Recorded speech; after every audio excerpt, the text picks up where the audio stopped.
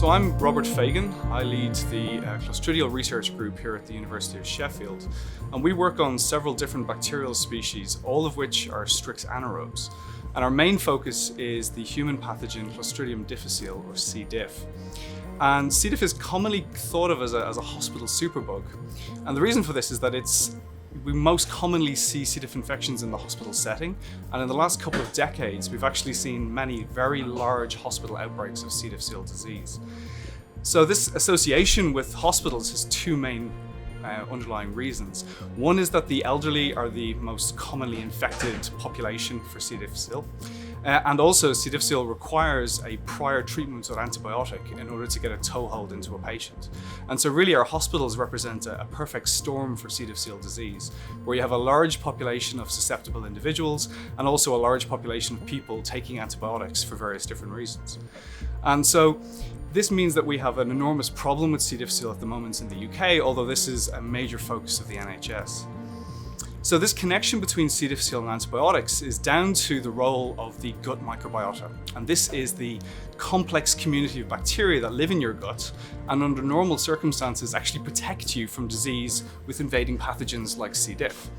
So when we take an antibiotic, we actually disturb the balance of this microbiota, and that creates a niche in which C. difficile can grow, thrive, and cause disease. Now, as I said, C. difficile is an anaerobe, so under normal circumstances it can't survive out in the environment.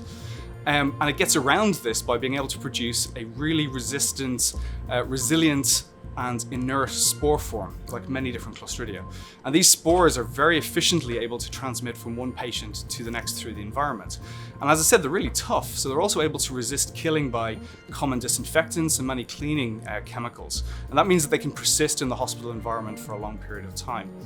So the way infection happens is we have a patient who's been treated with an antibiotic, their microbiota is disturbed, and then they ingest some C. difficile spores. And once in the gut, these C. difficile spores can germinate, they can grow, proliferate, and they produce toxins. These toxins cause damage to the gut epithelium, and that causes diarrhea. And this is the kind of characteristic symptom of C. difficile infection.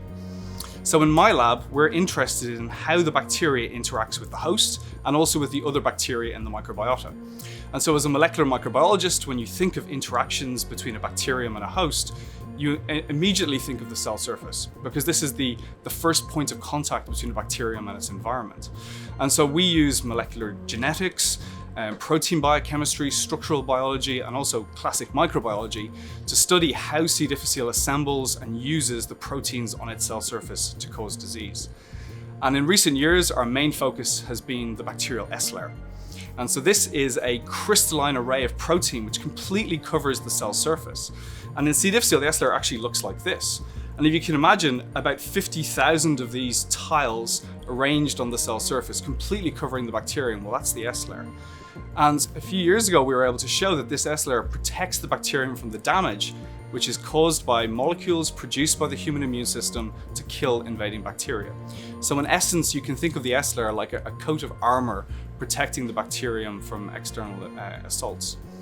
And so, following on from our earlier work on the S layer, we now have a very large collaborative project which we call Bug Slayers, which is funded by the Wellcome Trust and the BBSRC.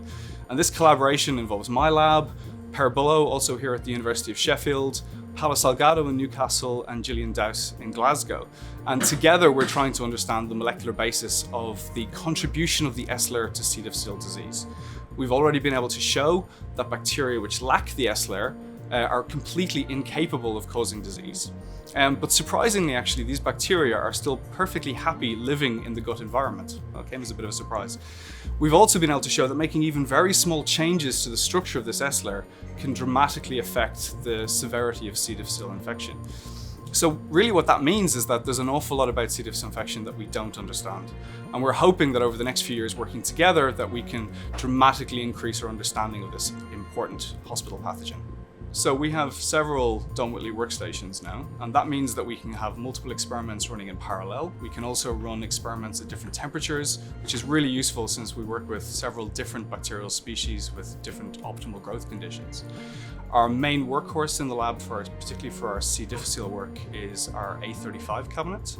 So we bought this about 4 years ago now, and this has been a massive improvement to what we've been able to do previously. So with the 35, we have a really excellent, stable anaerobic environment. We have excellent temperature control, and also we have enough space that means we can carry out multiple experiments in the cabinet in parallel. And also we have the workspace that we can do molecular biology. So for the kind of work that we do, our cabinets are not just an incubator. They actually are an anaerobic workspace where the staff in my group will spend hours at a time doing very complex manipulations. And so the comfort of the cabinet, the space that we have, and the very stable atmosphere is absolutely critical to the success of the work that we're doing here.